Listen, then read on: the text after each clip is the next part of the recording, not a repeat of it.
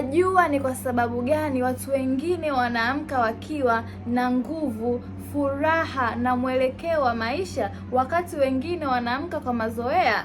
Tofauti yao siyo pesa, ni kitu kinachoitwa ikigai. Ni sababu ya wao kuamka asubuhi. Kwenye kitabu Ikigai, The Japanese Secret of a Long and Happy Life, kilichoandikwa na Hector Garcia, anaeleza maisha mazuri na marefu yanayopatikana Japani na sababu zake kwa umakini kabisa. Waligundua kwamba watu wanaoishi muda mrefu hapa duniani hawaishi kwa bahati, wanakuwa wanaishi kwa kusudi fulani. Sehemu ya kwanza, ikigai ni nini? Ikigai ni vitu vinne ambavyo vinakutana. Namba 1, kile unachokipenda. Namba 2, kile ambacho unachojua ukifanya vizuri. Namba 3, kile ambacho dunia inahitaji kutoka kwako. Namba 4, kile ambacho unaweza kulipwa kupitia hicho. Hapa ndipo maisha yanapata maana, lakini watu wengi wanaishi kwenye kipengele kimoja tu, kazi. Lakini ikigai inaunganisha maisha, shauku, mchango na kipato kwa ujumla.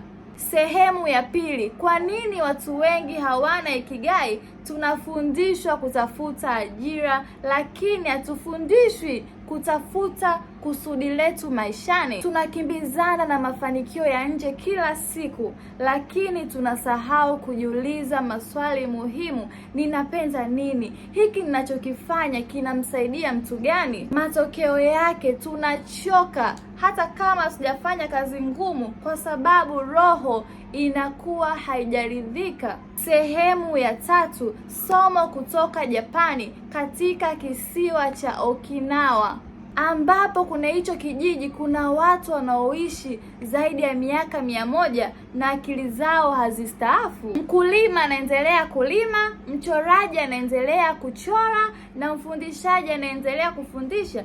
Sio kwa sababu wanapaswa, ni kwa sababu wanataka, na hicho wanachokifanya ndicho ambacho kinachowafanya waishi miaka mingi zaidi hapa duniani. Sehemu ya 4, jinsi ya kugundua ikigai yako. Jiulize maswali haya 4 muhimu sana. Jiulize, ni kitu gani watu wanakuja kwako uwasaidie? Ni kitu gani unaweza kufanya hata kama ulipwi? Ni kazi gani ukiifanya muda unasahau kupita? Ni mchango gani ungependa uache duniani? Usitafute jibu kubwa, anza na kitu kidogo ambacho unachokijua tayari. Ikigai haiji kwa kufikiria sana, inajengwa kwa kufanya kila siku. Sehemu ya 5, siri kubwa ya ikigai. Kitabu kinaonyesha jambo moja muhimu sana ambalo watu wengi hawalifahamu.